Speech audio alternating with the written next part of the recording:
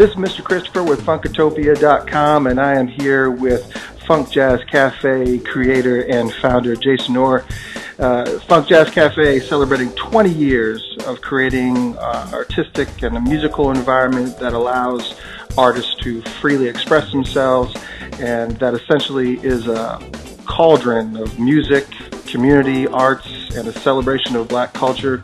And FunkJazz Kafe has seen all kinds of acts grace their stage, including Janelle Monáe, Bilal, CeeLo, Jill Scott, Outkast, Avery Sunshine. The list goes on and on and on. I get heart palpitations just thinking about this event.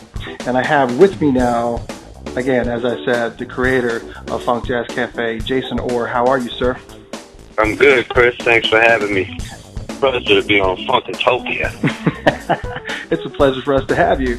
So for those who don't know, and a lot of people outside the Atlanta area, and I know the word kind of gets out quick because you've created such an amazing event, that word gets out very, very quickly. But for those that don't know, tell people a little bit about FunkJazz Kafe and a little bit about its history. FunkJazz Kafe Arts and Music Festival was created in 1994 to be an arts and music festival. Some people get it mixed up with a concert. We're not a concert. It's meant to be a platform for variation of artistic disciplines, to celebrate our rich heritage and rich legacies. This is really important. We see where we are now. Who would ever thought this in the early 90s, late 80s, that you'd be in terms of musically and culturally and artistically, you're being fed content that limits variety and options. So, I definitely had a very active teenage life and young adult life. So by the time I was 23, 24, I was pretty tired of four walls and a DJ in terms of, extracurricular nightlife activity. And I was also managing bands. I was a tax collector for the city of Atlanta and wanted to create something that would appeal to my age group as well as my mother's age group, just like music on 4th of July, when your family's together, you tend to play a music that all generations can vibe to. You know what I'm saying? Right. So I wanted to create something that, in terms of a festival or an activity that would bring everybody together, in terms of music, art, culture, and being on the same page of being inspired.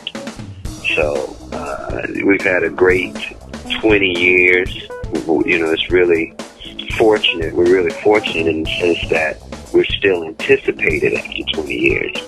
Every day I go out, I'm still asked, when is the next FunkJazz Kafe? Or when is the next time you're screening your movie? And that's another thing that I feel very fortunate about, is that we got an award-winning documentary film that's been going around the country, both coasts, a couple of times, a few times, kind of spreading the gospel of collective economics and community service and, cultural sustainability and preservation. And that's a good thing to have. When you're a younger person, you think, how can I change the world? I kind of think that I've contributed somewhat and touched the minds and hearts of people who seek something different from what's being offered out there in the world. Right. Now, one of the neat things to note is that, for all of its 20 years, and you've never divulged who the performers are beforehand, FunkJazz Kafe will always sell out, but, during their early years, what kind of problems did this cause, if any, or, how are you setting the anticipatory, trying to think of the correct word, how are you trying to get people to buy into this when, you weren't really sharing a lot of what they were about to experience? Good question, Chris, because traditionally, you always need a marquee to say, come see Chris do his #1 hit, Happy. You know what I'm saying? Mm-hmm. And people say, okay, I'll buy into that. Well, what I'm talking about in the period of 1994, that was probably one of the last eras of variety in hip-hop, variety in jazz, in the way that's available to you without you coming directly to you. You know, now we're in a world where there are two types of people. There's people who seek, search, and discover new music, new things that they like, and then there's people who wait to see what you're offering. You know what I mean? Right. So, but it wasn't like that in that time.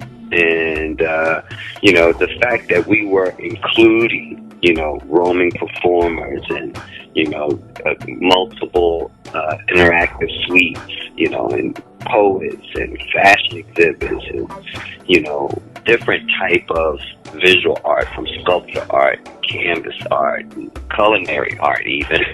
You know, just offering multiple things as opposed to, again, come see Chris do his #1 hit. That was the flagship. That's what made it more appealing. And then we showed people what we were doing in our advertisements, whether it was a young lady hanging on a swing, you know, with her new fashion line, or if it was somebody doing pottery art, or if it was our metal sculpture hanging in the middle of the floor and people dancing around it, or people, you know, body painting a mermaid, or the healing suite, people getting free massages and facials. When you show those things, they're like, oh, they're offering something else. So that was the plus. Then it's never really been a challenge.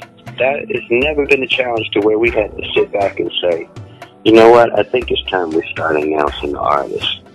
You know, that's never, the music has been a score or soundtrack to the other activity. Right. You know what I mean? Right.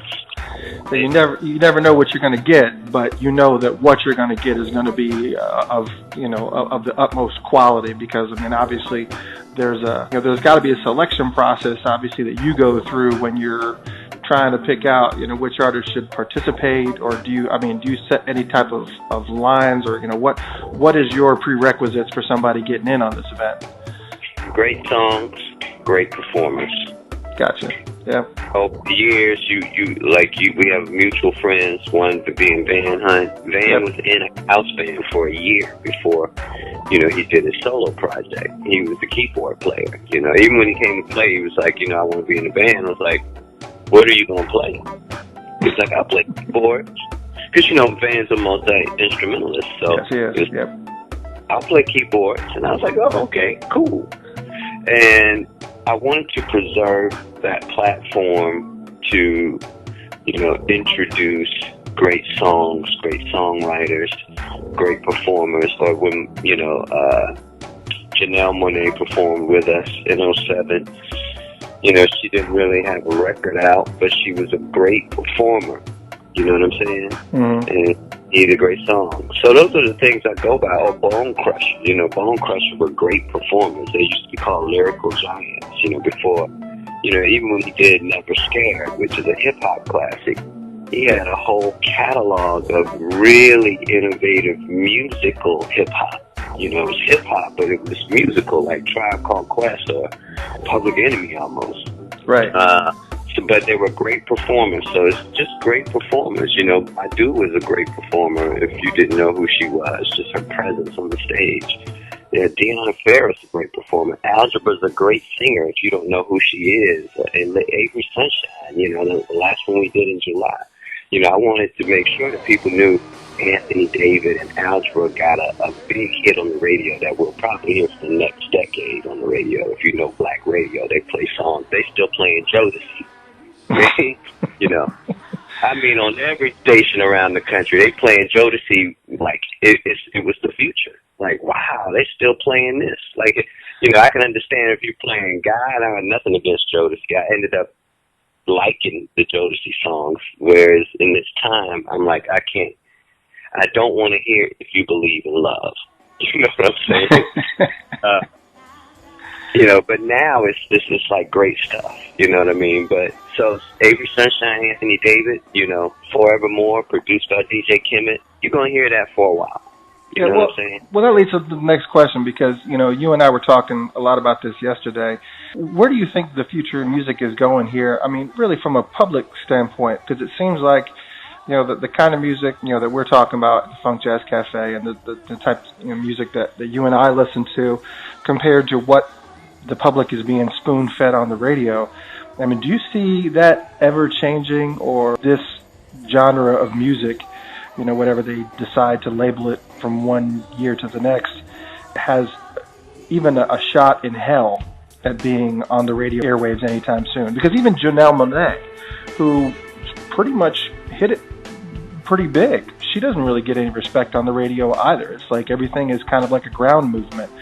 So, what is your feeling towards that as far as, where you think that the direction of music is going as in regards to terrestrial radio anyways?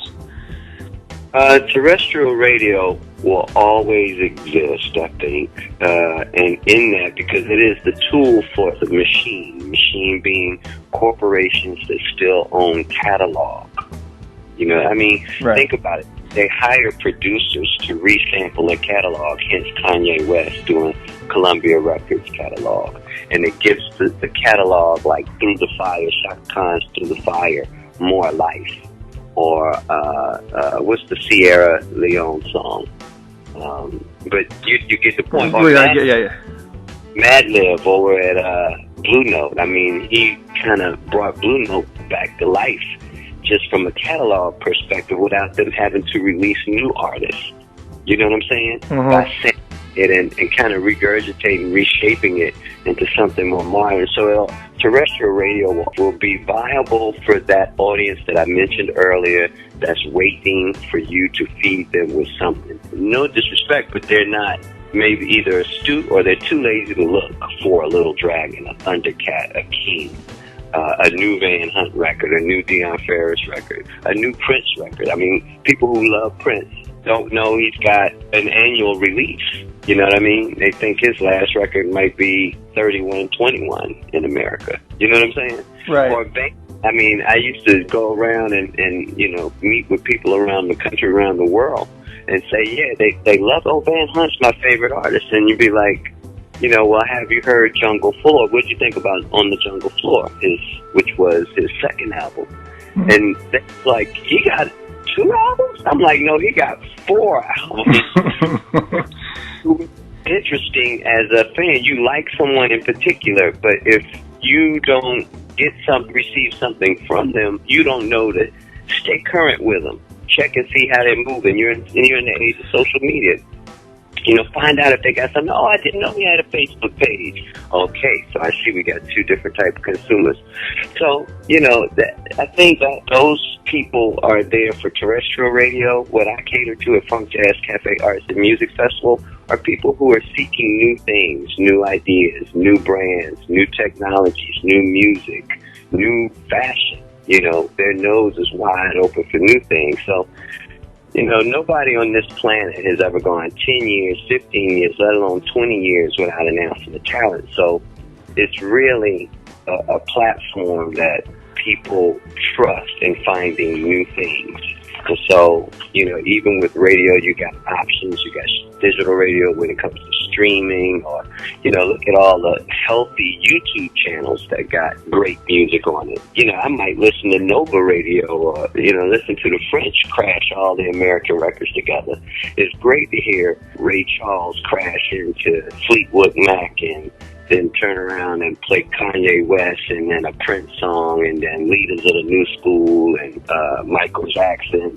All of those things. You think this is how American radio should be, because we've got that rich legacy of great music. They're crashing in with Muddy Waters and Little Richard and then Stevie Wonder after that.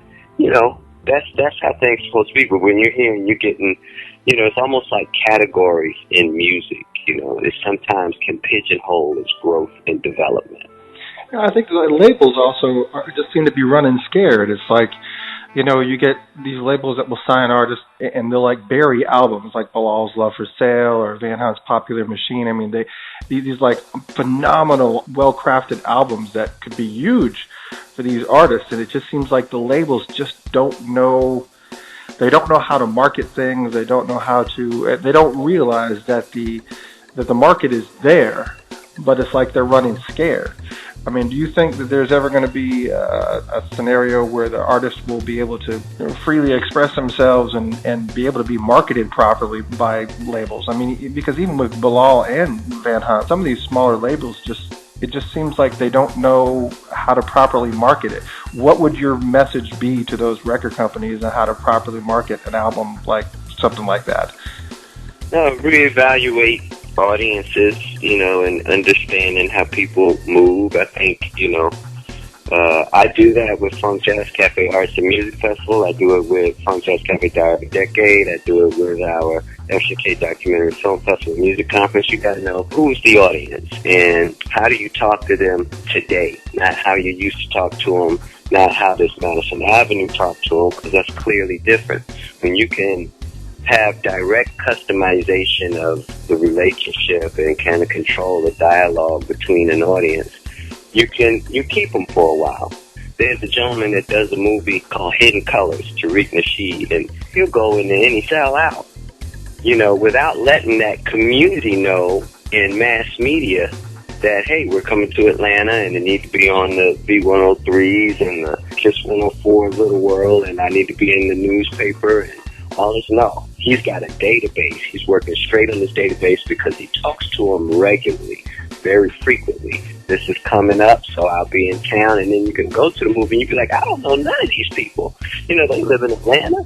So that's what's important with these record companies. You got somebody like Bilal, who is definitely him and Van, different from each other, but very unique.